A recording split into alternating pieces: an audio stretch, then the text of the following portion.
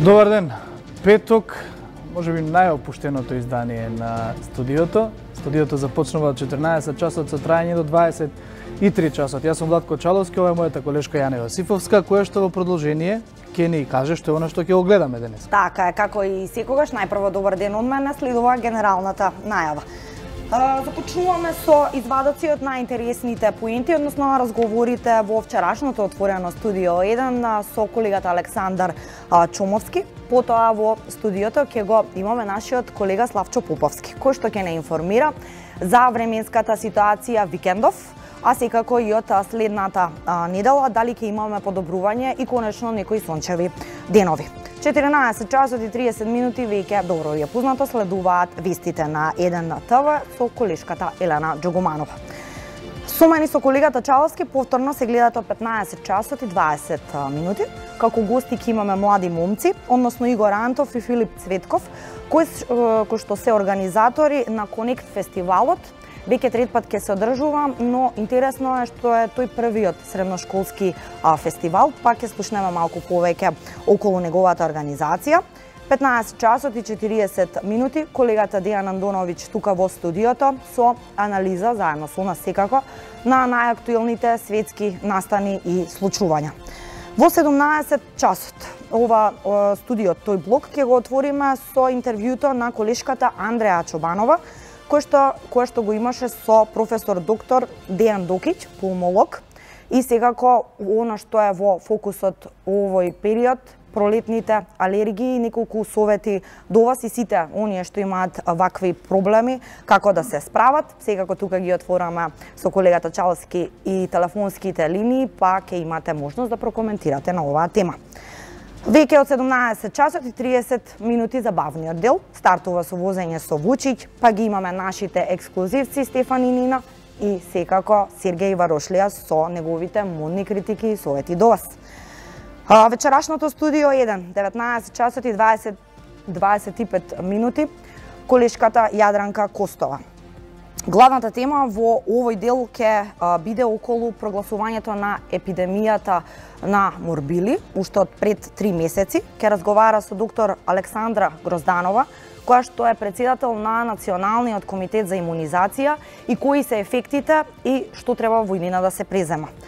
20 часот дневникот на 1 ТВ, секако гостин ќе биде Имер Селмани, а ќе биде вечерта колегата презентер Александар Петрски. 21 часот време за спортот на 1 ТВ, односно авторската емисија на колегите од спортската редакција. 22 часот повторно колешката Јадранка Костова ќе разговара не на политичка тема, односно околу реториката на изборната кампања која што е во моментов, односно на председателските кандидати, секако и за договорот од Преспа со низиниот гостин, професор доктор Љубомир Фрчковски, професорот по меѓународно право, и ова отворено студио 1 се заокружува со вестите на 1 ТВ.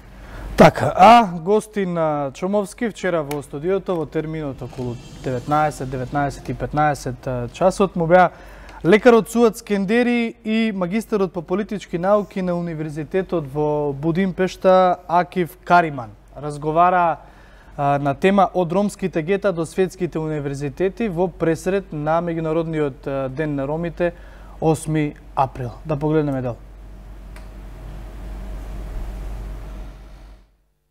Кога тргнавте на универзитет, бевте свесни, бевте амбициозни да стигнете до својата магистерска титула, да се нагрбите со некакви европски знаења и да се вратите кон својот повик да се обидете што повеќе да се посветите на политичката социализација на ромите во Македонија. Така е, значи ние од 2012 година заедно со моите колеги од Ромалитико бевме студенти на Централно-Европскиот универзитет во Будимпешта. Од 2012 година па до 2015-16 година фигуриравме како група на студенти, млади ентузијасти кои што имаат цел да критикуваат, да имаат еден критички глас во заедницата кај ромите, да се чуе мислењето на младите и да се направи поголема да се добие поголема политичка култура кај ромите. Студиравме сите, завршивме и како што кажа, баш добро го кажа, се вративме по повикот на заедницата затоа што бевме потребни во Македонија, нашите капацитети, нашите знаења да ги пренесеме на останатите и се разбира да направиме промена. Акив, дали воопшто во Македонија има една перцепција или една статистика колку од ромската популација има високо образовани кадри? Кај се тие распослани? Дали имате некакви, да речем, идоли, личности кои ви представуваат тременс во возбудата да ги достигнете нивните дострели во образованието, науката, општествениот и социјалниот статус, ако се исклучат пратениците, бизнисмените и така натаму?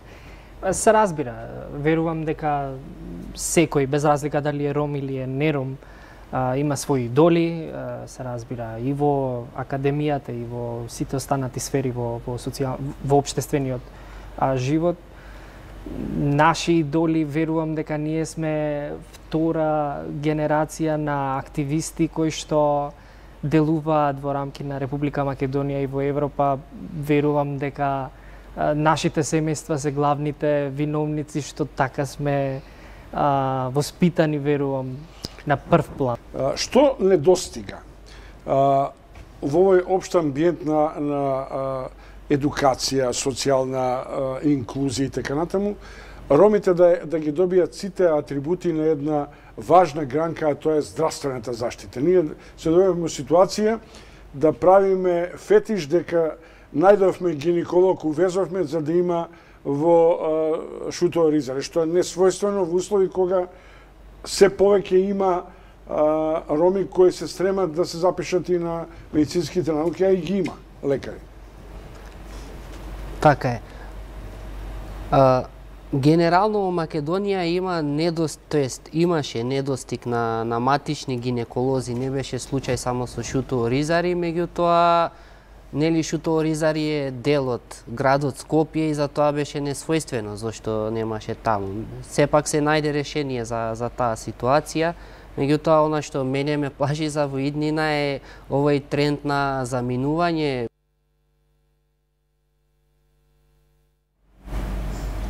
Да, а исто така дел од вчерашниот централен дневник на еден ТВ беше Зорица Стрезовска, аналитичар на Евротинк. Со колегата Чомовски разговара околу доцнењето на формирањето на работните групи кои што треба да бидат посветени на преговорите со Европската Унија. Во продолжение да ги слушнеме ставовите на Стрезовска, секако и оние стручни и аналитички моменти, зошто всушност на што се должи ова доцнење, иако досега за волја на вистината требаше да бидат формирани. Се уште во Македонија не се објавува или има превес на тајност на така наречениот преговарачки тим. Заев и Османи тоа го најавува бомбастично со вклучување на МВО секторот и така натаму. Што е тоа што го нема? Нема доволно кадри или не е се подготвено? Па вака, не е дека се крие тој процес, само што се доцни во моментот и не можат да се насетат тие контури на преговарачка структура. Познати се само двајцата преговарачи, а работните групи не се формирани. Значи, она што фали се работните групи, прецизно. Колку работни групи треба да има? Во зависност од поглавијата. Треба да секој поглавје треба да има работна група. Работна група, да. Добро. И тие не се формирани и не се знаат шефовите. Не се знаат ни шефовите, ни членовите на работните групи. Се уште не. На што се должи тоа? Се должи едноставно владата си зема време да ги мапира тие кандидати за учество во работните групи. Па знаете што, после толку преговори за добивање на пактот за стабилност, ако ние не успеавме и сега во овој момент на толку експерти, меѓу другото и во невладиниот сектор, да може да ве акомодираат и да ве земат под своје, например, не ми изгледа логично. Па, секако дека не изгледа логично, меѓутоа и покрај тоа што до сега беше објавено, дека до најкасно до 29 октомври 2018 година ќе бидат објавени сите членови на работните групи со имиња и презимиња, тоа се уште не се случува. Што е улогата на работните групи? Улогата на работните групи, тие се центарот на преговарачкиот процес. Тие се косторот на целиот процес кој ќе не воведе во ЕУ. Тие работните групи се директно внесени во ЕУ интегративниот процес и тие ги изведуваат билатералниот скрининг. Во моментот објаснувачкиот скрининг е започнат без никакви работни групи. Ете, тоа се одвива на некој начин. Потоа, потребни се работни групи за билатерален скрининг. Понатаму за изготвување на преговарачките позиции. Понатаму за барања за одложување или дерогација и за толкување на поглавијата и така натаму. Евротинк излезе денеска со една сондажа околу оваа актуелна состојба. Упативте, да речем, условно некаков демарш, некакво предупредување до владата дека ова е процес кој треба да создава амбиент во Македонија, меѓу другото. Да, ние упативме само еден апел да се што побрзо формира таа преговарачка структура за Македонија, да ја дочека таа одлука дали ќе добиеме препорака во јуни и да спремни сите тргнеме кон тој пат. Без оглед дали е во јуни или јули. Или понатаму, да. Тој објаснувачки тренинг процеси за преговарачките работни групи е многу важна констатација, да се биде авторитет. Слезовска, има едно прашање. Колку нашата администрација, без оглед што дел од експертите од преговарачките, од пактот за стабилизација остана, од акијата, се знаат, има капацитети да сега брзо да се преструктурира и да бидат дел од пристапните преговори. Точно така. Македонската јавна администрација има капацитети. И тоа варира од министерства до министерства, од државни органи до државни органи. Значи има министерства каде што има многу искусни кадри кои што веќе биле вклучени во ЕУ интегративни процеси и кои точно си ја знаат работата, но има и такви министерства кои имаат недостаток на такви кадри. Исто така, тоа не значи дека тие кадри не треба да се инволвираат во процесот, само треба да се направи претходно едно мапирање од страна на министерствата кои се заслужни да влезат во тие работни групи, кои од тие кадри кои тие ги поседуваат и да се инвестира во нив, во натамошни обуки, знаења и така натаму. Важната компонента на преговорите, сите членки кои го поминаа тој пат велат дека за време на преговорите се одвиваат најбрзите и најјасните реформи. Да. И дека тоа лежи главно не само на преговарачите, туку и на државниот апарат и на администрацијата која тоа треба да го имплементира. Па да, администрацијата треба да поседува нормално. Да ги поседува сите тие знаења, сите тие европски регулативи, сите тие барања што се бараат од нив за време на процесите кои следат.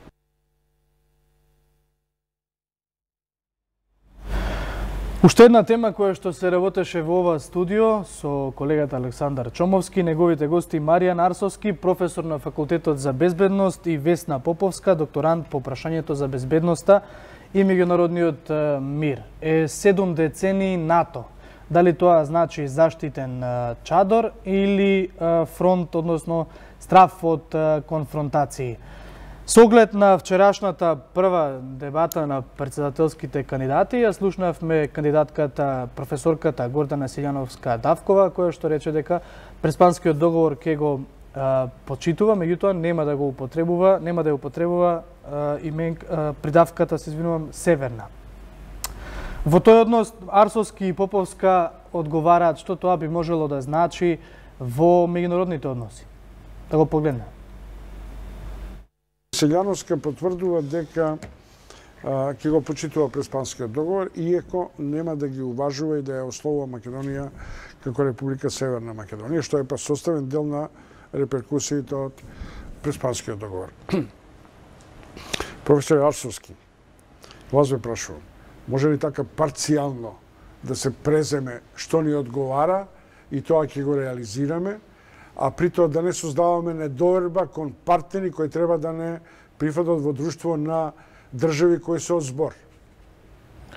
Добро, најпрво им благодарам за поканата. Поздрав до гледачите на Еден телевизија. Во врска со вашето прво директно прашање,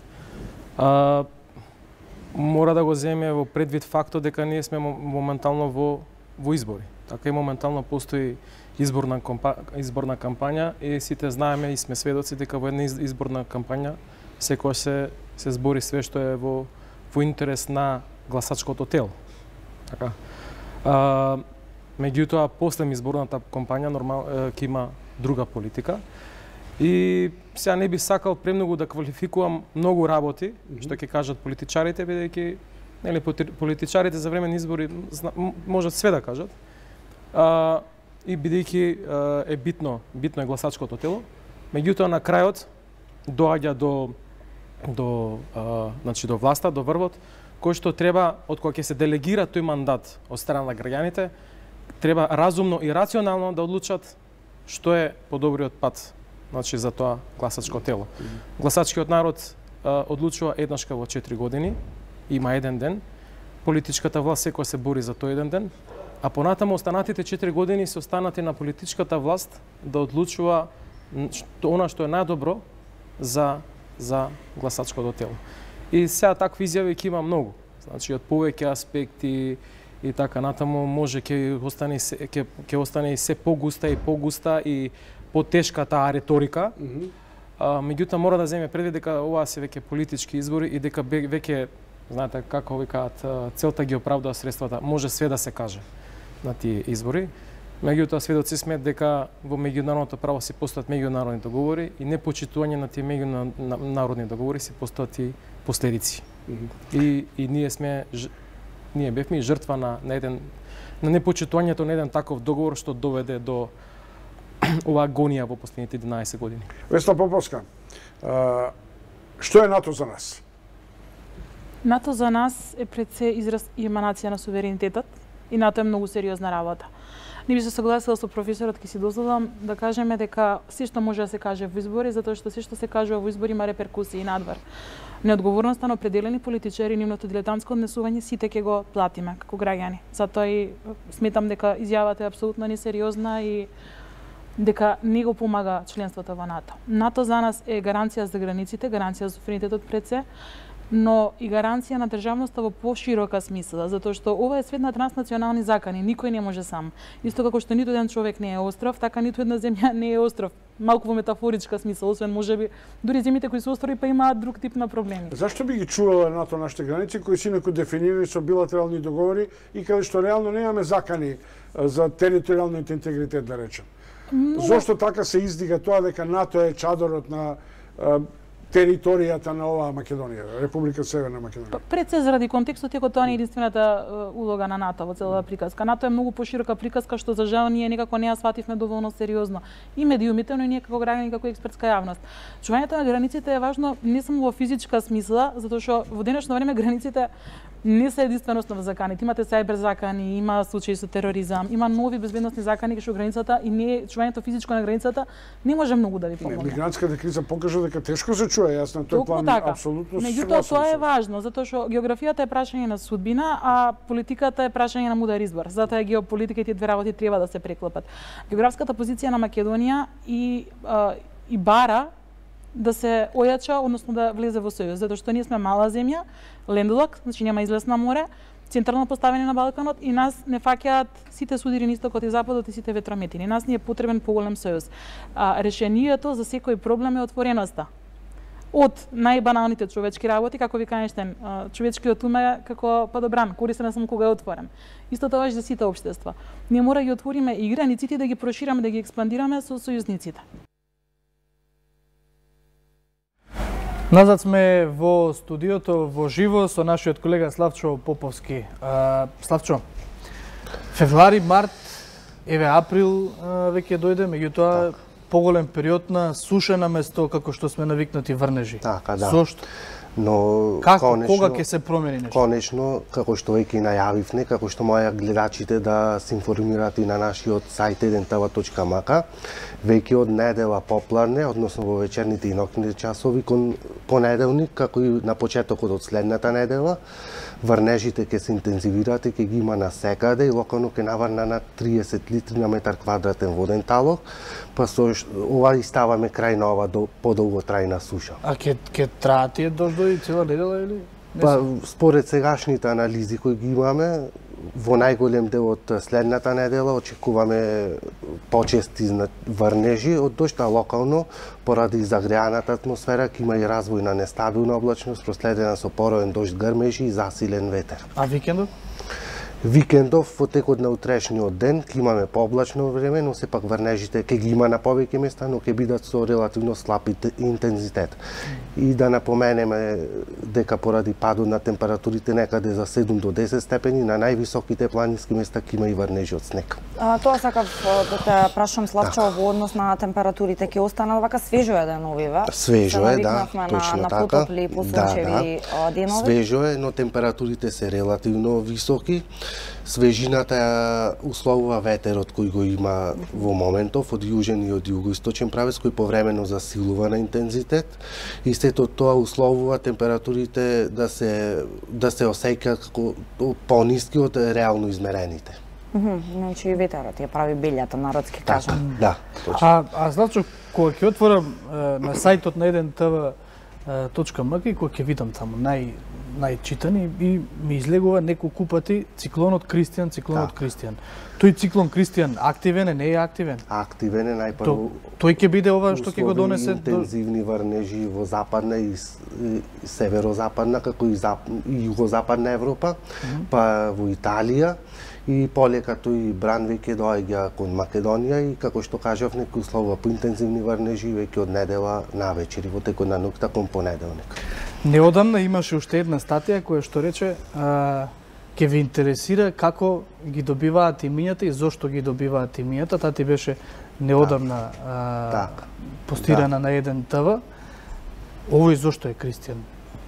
Па затоа што поради во центарот на овој циклон имаме доста низок воздушен притисок и може да услови, како што веќе кажавме, локална појава на невреме со пороен дожд, па и локални поплавувања во одредени делови и како исто така интензивни врнежи од снег во Алпскиот регион, кои веќе ги имаме. А ако е посилен, можеби ќе му дадеш женско име? Па така кажуваат, женските имиња се посилни од машки. Така е. Славчо, ти благодариме. Мислам дека доволно информиравме се како ти имаш и она стандардна временска прогноза која што следува после информативните изданија. Да. Јас и Чаловски го заокружуваме првиот блок од отвореното студио 1. Се гледате со нас нешто по 15 часот. Останете со програмата на edentava, следуваат вестите.